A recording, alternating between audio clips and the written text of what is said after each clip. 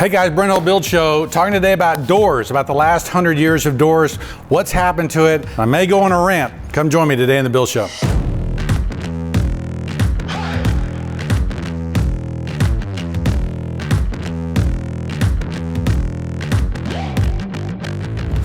I guess I've been disenchanted over the last, 20, 30 years at doors. And I remember my father-in-law was building a house. When we first got married, I just finished North Bennett Street. And I remember the doors were so flimsy and cheap, and I was just kind of disgusted by it, especially coming from my background and everything else. So I want to just kind of highlight what's happened to doors and hopefully steer you away from buying the cheapest thing out there, because it's a picture of a door, right? It's not even a door, it's a picture of one. It's kind of a door, but anyway. So 1900s, my building, 1921. This is a stile and rail door, right? So we've got stiles, we've got rails, we've got raised panels. This is a very simple raised panel that was very popular in the 20s. This is a real door. If you look from the top, you can see the stile and rail profile. So the stile has what's called a sticking, right? And then there's a cope on the rails, because they cope into there, and there's joinery in here. There's dowels, or there's a mortise and tenon joint.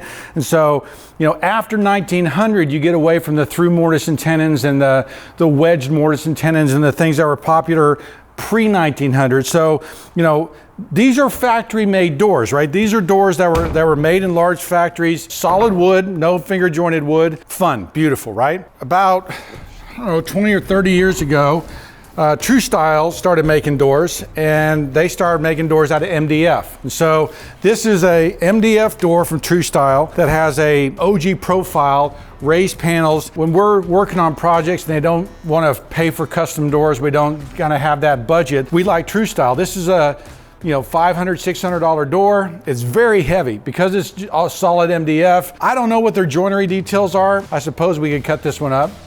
Why don't we cut it up? Why don't we see what it looks like inside and see how they've done it. I don't think it's very heavy, by the way. I don't think it's glue, in that they just glued the joints together, but we will see. So I'm gonna take my paddle bit and I'm gonna go right in here and just see if we can't find what kind of joinery they use. So I've gone about halfway in. I don't see anything. All right, so I went all the way through. No joint, no joinery there. So we're gonna keep looking. Surely there's something in there.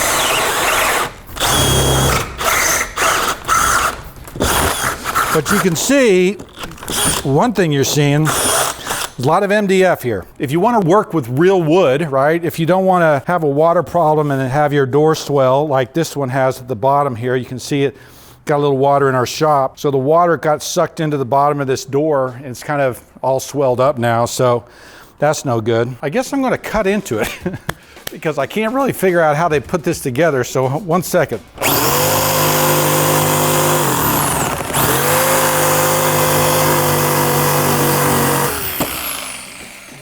Okay, I'm gonna do the same thing on the other side, and I'll just knock this thing out of here.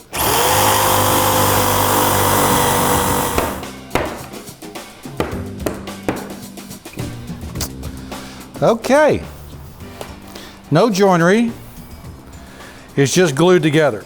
So there's our cope.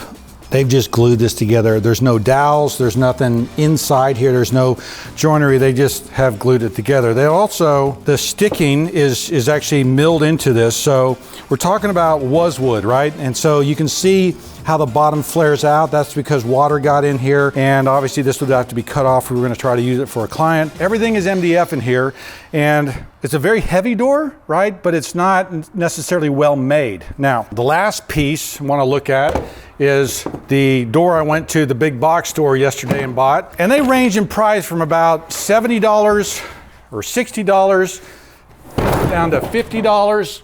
Ugh. And this I hate because it's kind of a picture of a door. And that's where I might start ranting, right? There's no wood in America that we make doors out of that has this kind of grain texture. I mean, we would have to sandblast the door in order to get grain texture like this, just so we're clear. So it doesn't exist, right? It's a fabrication. It's a falsity that you would have this door.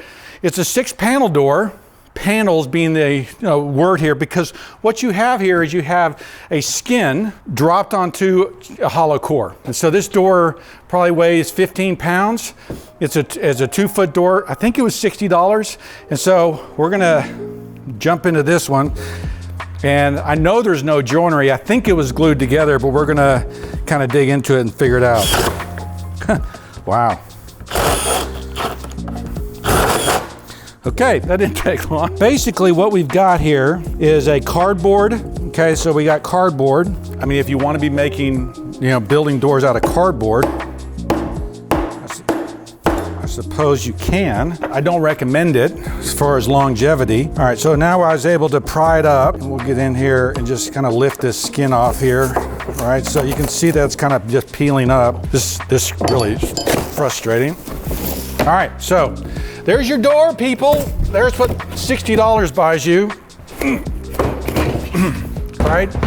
It buys you styrofoam inside, an exterior core. This is what today is considered builder grade. And I'm proud of being a builder. And the thought that this is our grade of doing work means that all we care about as builders is building as cheap and fast as possible. This is a shame. This is a sham. And so it drives me crazy, because then I went to the hardware department and bought a lock, which was $25 for a passage set. And it comes in 6 models, 3 different finishes, and you get a knob or you get a lever, 2 different types of lever. But when you consider the way we used to build, this kind of handle versus this, you begin to see that there is no real definition here. There is no joinery. There's nothing the way this is put together. It's meant to be an installable product that can be installed in 15 minutes. And when you look to the past and you see how this handle is made separate from this spindle, and this little decorative little rat's tail there, or you look at the spinning here and the craftsmanship that went into go into this handle, when you figure that all we're doing is drilling a hole in the side of the door versus the mortises that we used to put into doors, right? I mean, 2 pounds versus 2 ounces, we are slipping, guys. And if you look at a house and say, I want it to last 200 years, this product will never go in there, right? This product will never go in there. We want things that are going to last a long time. We want things that are well made. So it is our duty as builders, right, to educate our clients that this is not what you want. And if you have to go drill a hole in it and show them that it's cardboard, right, to help them understand that it's made with styrofoam and cardboard, do it, right? Do it so that we can stop having conversations about how cheap a door can be, and we can start having conversations about what beauty looks like. Look, I'm on the higher end of the spectrum. I get it, but a lot of things in building today are just bad habits. We keep putting doors in there because the client never said anything. Well, I mean, they seem to like the doors. No, they just didn't know that there was options. And so, our job as builders is to be the expert and to help educate and train and help people figure out, what should go into their home based on the cost, based on the budget, based on quality. All right, guys, so you got my rant. Sorry, I kind of got carried away. Of course, it's 100 degrees today, and so I'm sweating like a dog, but I really do care about this stuff. I really do want us to build better. And I saw that product and I think about how cheap doors have become, from solid wood, joinery things to cardboard and styrofoam. And so I want us to raise the bar. I want us to get better. Be sure to follow me on Instagram and Facebook, Hull Millwork Hull Homes. Sign up for the newsletter. If you're watching on YouTube, hit the subscribe button. I'm Brent Hull. Thanks for watching.